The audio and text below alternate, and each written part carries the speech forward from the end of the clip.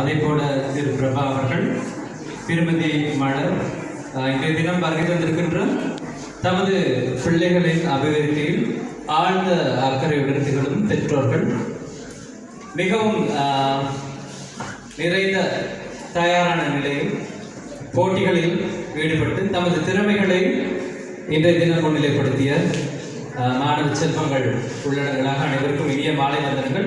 குறிப்பாக இன்றைய தினம் எங்களுக்கு ஒரு சந்தர்ப்பம் கிடைத்தமைக்கு பெருமகிழ்ச்சி அடைகின்றேன். எங்களுடைய பிரதி அதிபர் திரு என்ராஜ் அவர்கள் நீங்கள் அறிந்த ஒருவர், இலங்கையிலுள்ள மிக பிரபலமான ஒரு இசை மேதை அவர்.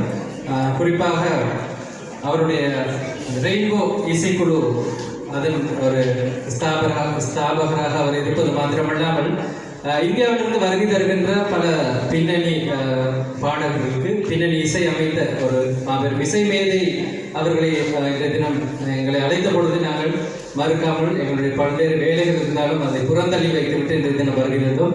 அதே போல திருமதி சந்திரிகா அவர்கள் பற்றி குறிப்பிட்டாக வேண்டும்.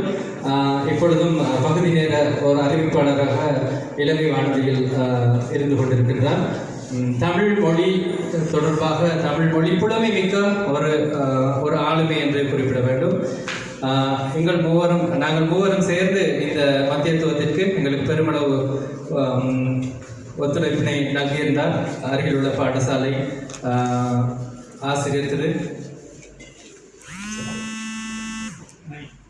நைம் அவர்கள், ஜனாப் நைம் அவர்கள் எங்களுக்கு உதவி ஒத்தாசை வழங்கியிருந்தார். அவரை இவ்விடத்தில் பெருமையுடன் ஞாபகப்படுத்துகிறோம்.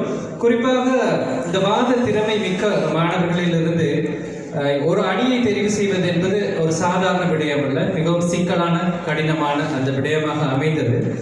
அந்த வகையில் பல இந்த புள்ளிகள் வழங்கும் பொழுது மிக கிட்டிய மட்டத்திலேயே அவர்களுடைய புள்ளிகளை அவர்கள் இழந்திருந்தார்கள். அதே போல புள்ளிகளை பெற்றுக்கொண்டு தமது அணியை முன்னோக்கி சென்றார்கள். அந்த வகையில் கடுகு சிறிதாக இருந்தாலும் காரம் பெரிது என்று ஓரிடத்தில் மெய்ப்பிக்கப்பட்டிருக்கின்றதோ என்று சிந்திக்க தோன்றுகின்றது. குறிப்பாக இந்த போட்டியில் மொத்தமாக 828 புள்ளிகளை பெற்று 3ஆம் இடத்தை பெற்றுக்கொள்கின்றது சி அணி. எங்கே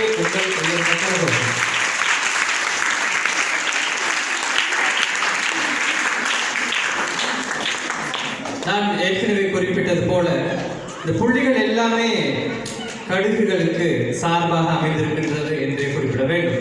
அந்த வகையில் 2ஆம் இடத்தை பெற்றுக்கொள்கின்றது. மொத்தமாக 857 புள்ளிகளை பெற்றுக்கொண்ட பி அணி.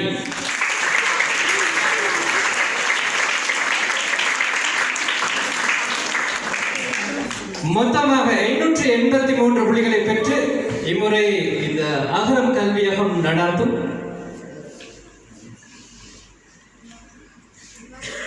விவாத சமரின் முதலிடம் பெறுகின்றது குழு ஏ.